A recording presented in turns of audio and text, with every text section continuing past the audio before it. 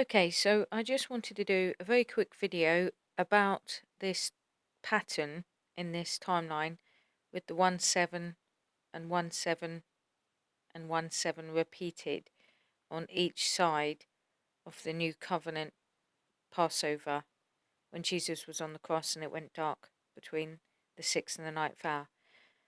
And I've been having comments, and I'm sorry, I can't remember the first comment that mentioned it, but there was someone, I think it was a guy, he mentioned about the fact that these three sets of 17 on the left and on the right hand side of the one in the middle looks just like a menorah.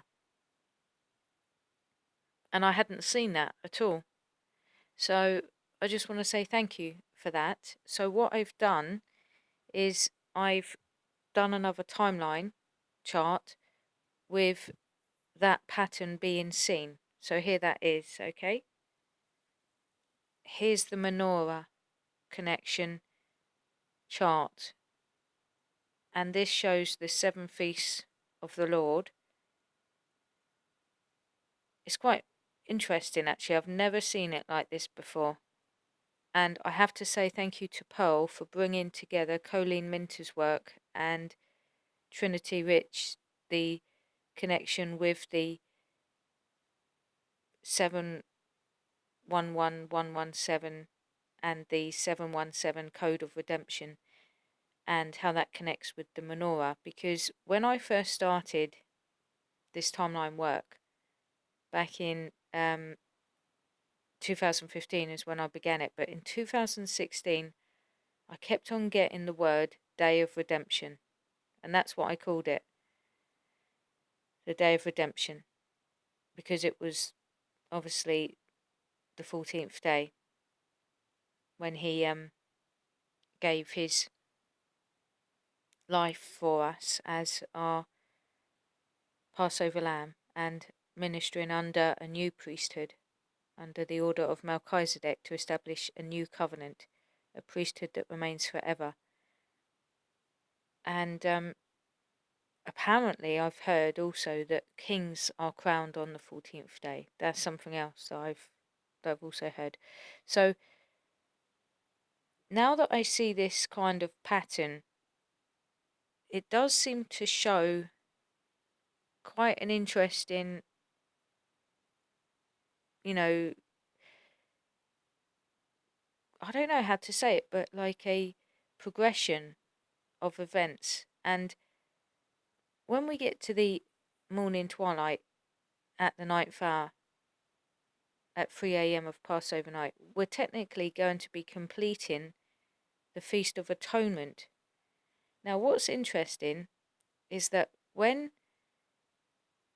Aaron made atonement to establish the first covenant, he made atonement on the 8th day after a 7-day purification process. Now, what's interesting about Pentecost in particular is because on the overcomercalendar.com, the 17th of July is the day of Pentecost.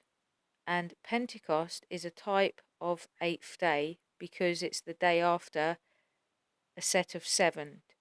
Okay, because, that's most probably doubled in terms of having two sets of counts. So you're getting a double 8 if you think about it.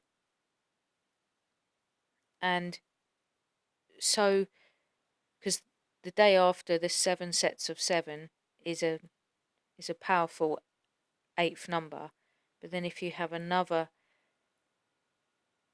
50-day count, then you're getting a double, you're getting, you're just getting like 2 8s, because you're getting an 8 after 7 sevens, and then you're getting another 8 after another 50 days, which would be quite amazing. So the 100th day would be a double 8 number. And so I just wanted to share that, because when Aaron makes atonement to establish the first covenant, you can read about it in Leviticus 9, and he establishes the first covenant on the 8th day after a 7-day purification process. But what's amazing is that Moses says, "Today the glory of the Lord will appear to you." Okay? And what happened was, when you read chapter 9, it says, "Fire came down, and all the people shouted with joy and fell on the ground." How amazing is that? That they shouted for joy and fire appeared on the Day of Atonement. This was obviously before Aaron's sons offered unlawful fire, and then that's when the Lord set up that Aaron could only come in once a year, and that was only for the high priest, and that would be obviously on the 10th day of the 7th month. But I just wanted to say that this really does speak to me about Elijah as well, because with what happened with Elijah is that there were prophets that were hidden in caves in 50s, okay? And Obadiah had done that. He had hidden them in caves in 50s. And then Elijah said that the Lord would prove who was the real one by sending fire down. And obviously the one that Elijah's altar was the one where the fire appeared. And I've always felt that this was coming, that the fire would confirm this timeline work and also confirm all our works, because it says that in 1 Corinthians 3 verse 13, that the day will bring it to light and the fire will test everyone's works. So I just wanted to share that, because it is quite thought-provoking, isn't it? So it's I think there is connection in the Watchmen, but it's an unusual connection. It's with those that you wouldn't normally think could make a connection, and yet God is bringing that unity, especially with this Menorah, because I've never ever looked at the Menorah stuff before. Some would say that the flow of the feast may be different. On the right hand side, that it might be trumpets, atonement, and tabernacles that go in towards the middle. I mean, I don't know, but I think there is a completion, and I don't think that we've reached completion. Therefore, we could have a time period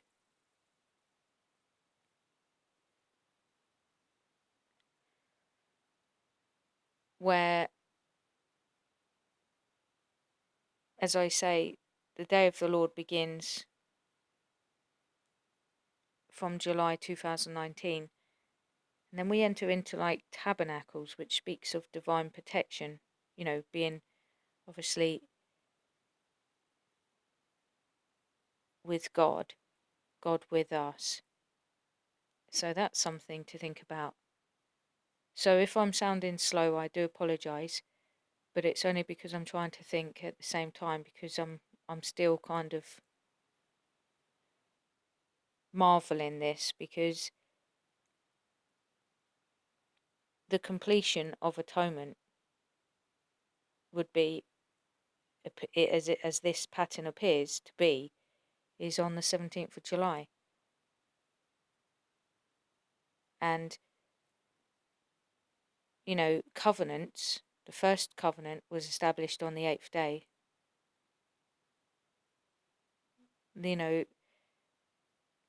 This, the fact is that Jesus established the new covenant here,